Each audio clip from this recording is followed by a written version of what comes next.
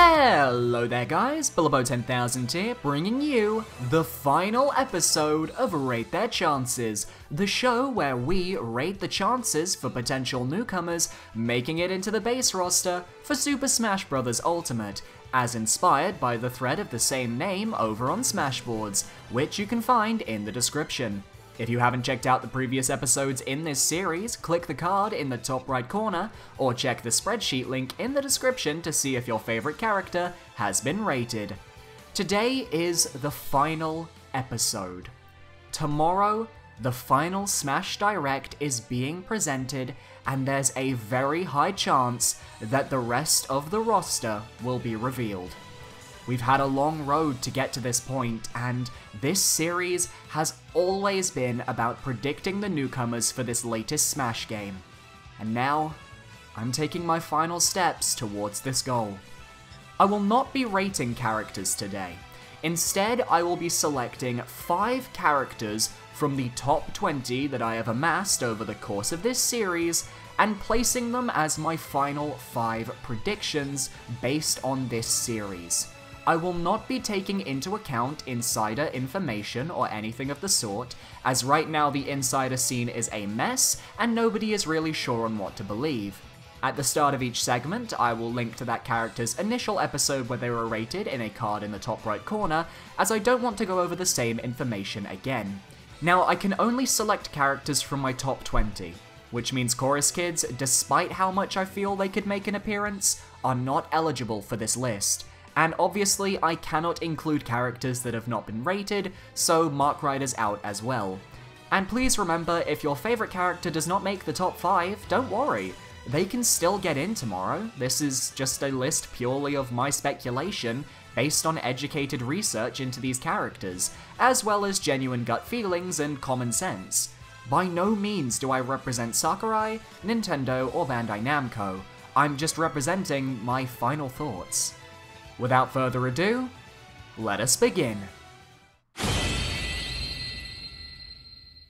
In 5th place, we have the controversial fire type known as Incineroar.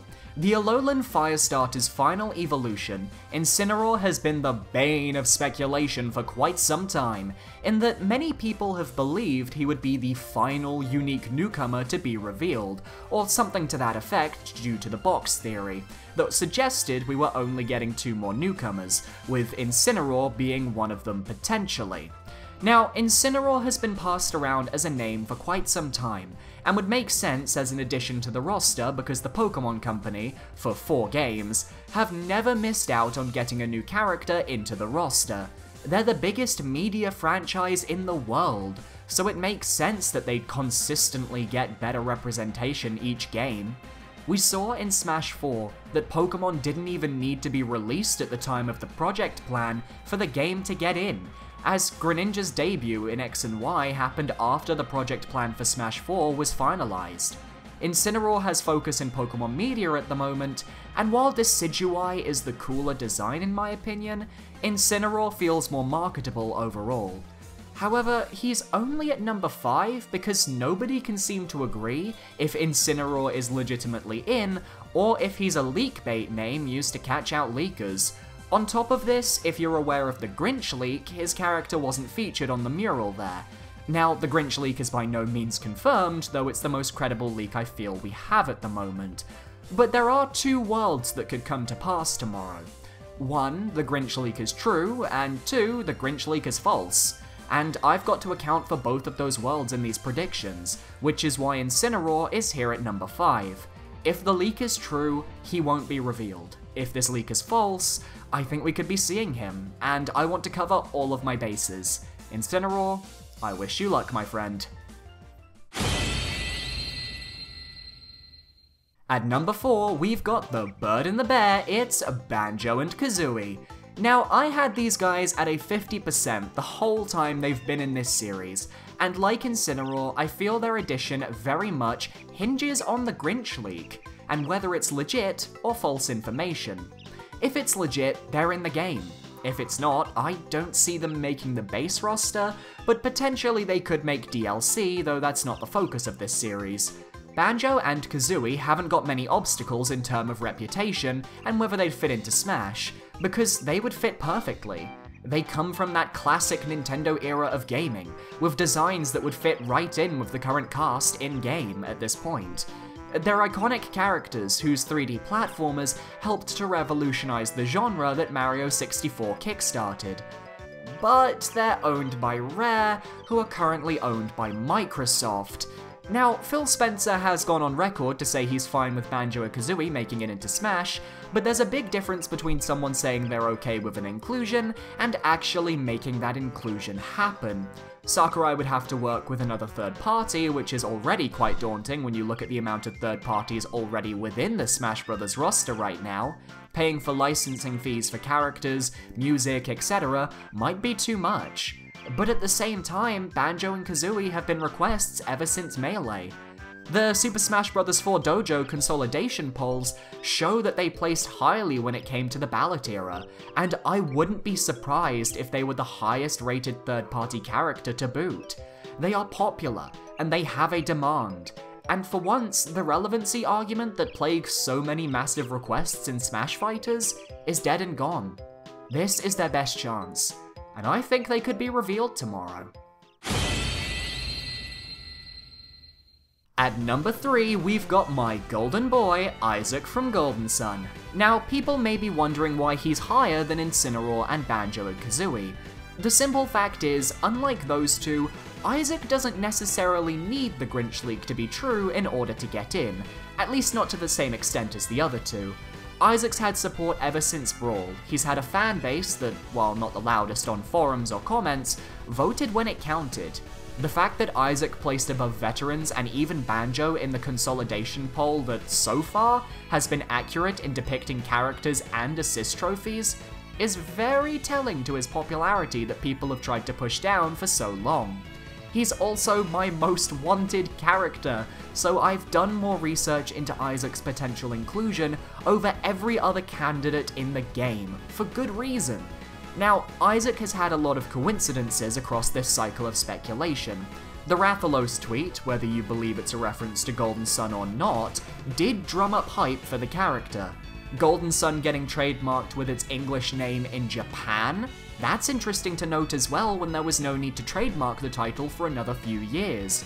The item discovered on the Wendy's tour trailer, which looks suspiciously like a growth icon from Golden Sun? These little things piled up to potentially hint at his inclusion in some way, but I'm not a fool. I've been down this road before. I've been disappointed before. He could just as easily return as an assist trophy, but one with more of a moveset? I'm ready for this possibility, as harsh as it will be.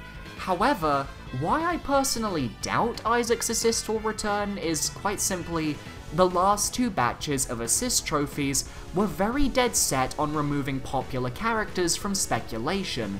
Aside from Skull Kid, Shadow, and now Isaac, all the other popular ballot picks, so to speak, got disconfirmed very early on.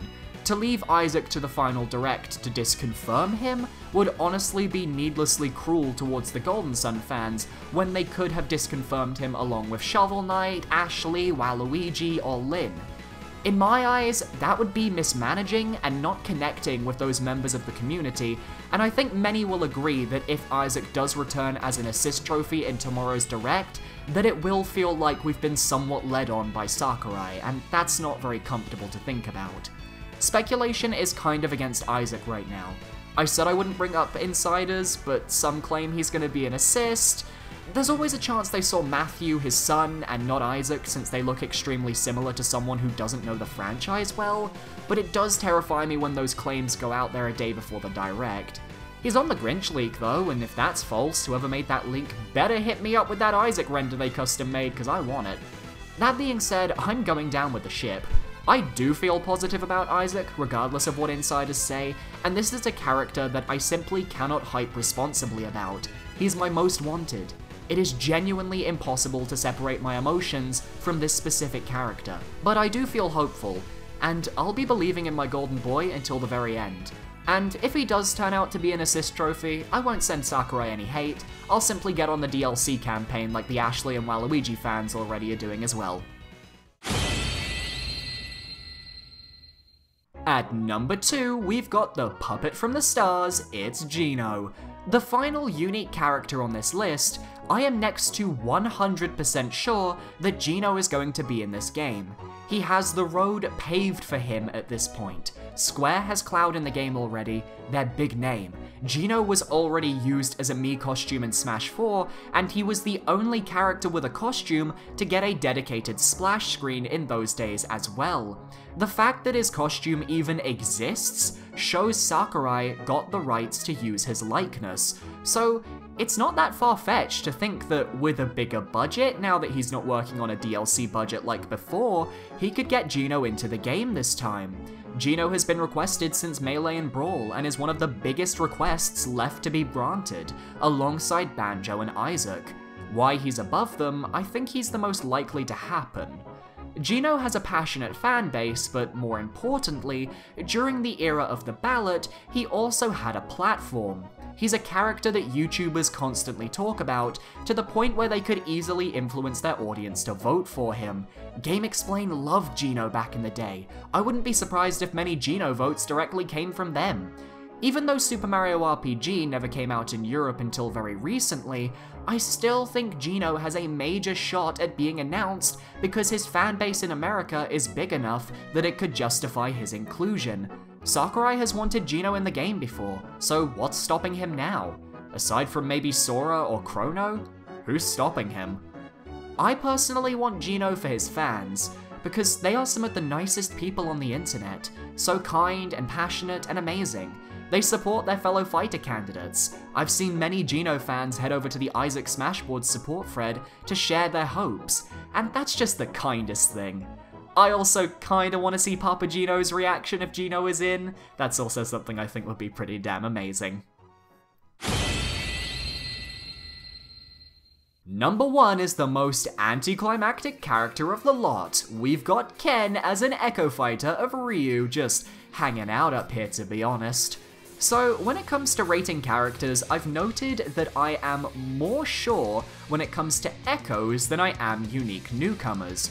I predicted Dark Samus with an 80%, Chrom with a 60%, and while she turned out to be a semi-clone, Isabelle had a 90%.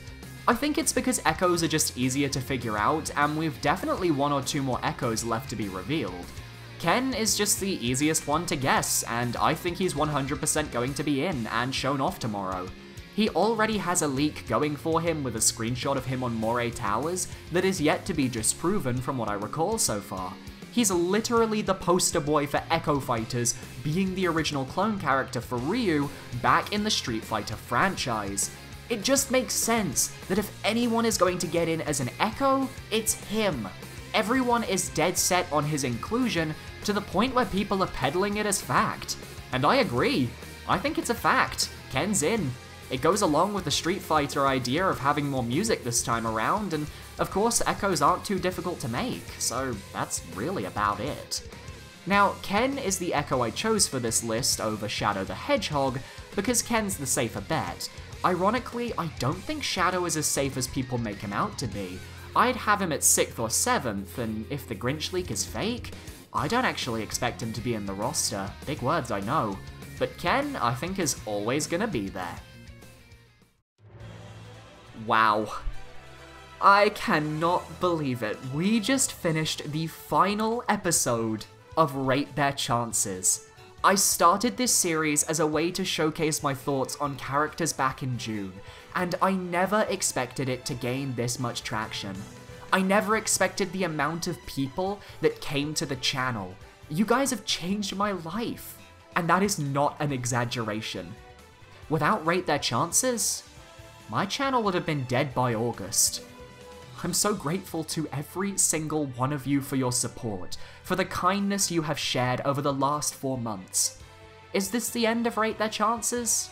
Who knows? DLC is probably going to be a thing, and I know some of you guys really want me to do this series for DLC characters, so maybe I will. Thank you so much everyone for watching. If you haven't already, please consider hitting that subscribe button. I'm less than 200 subscribers away from 20,000, and it would be a dream to hit that goal before midnight tonight. If you haven't already, consider checking out my Discord. There's a link down below. We discuss gaming, it's a nice community, you get updates every time I post a video or stream, so it's more reliable than YouTube, and we have a dedicated Smash segment of the Discord where all the Smash discussion goes. It's a nice place. And I want to give a shout out to my patrons this month. 20 of the most amazing people in the world who help support the channel. You guys are amazing, and I couldn't do it without your support, especially. If you want to become a patron, links down below. You get access to a private chat on my Discord if you join up, and depending on the tier you pick, you get extra perks. It's a cool place to be.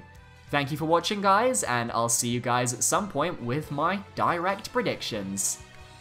Goodbye.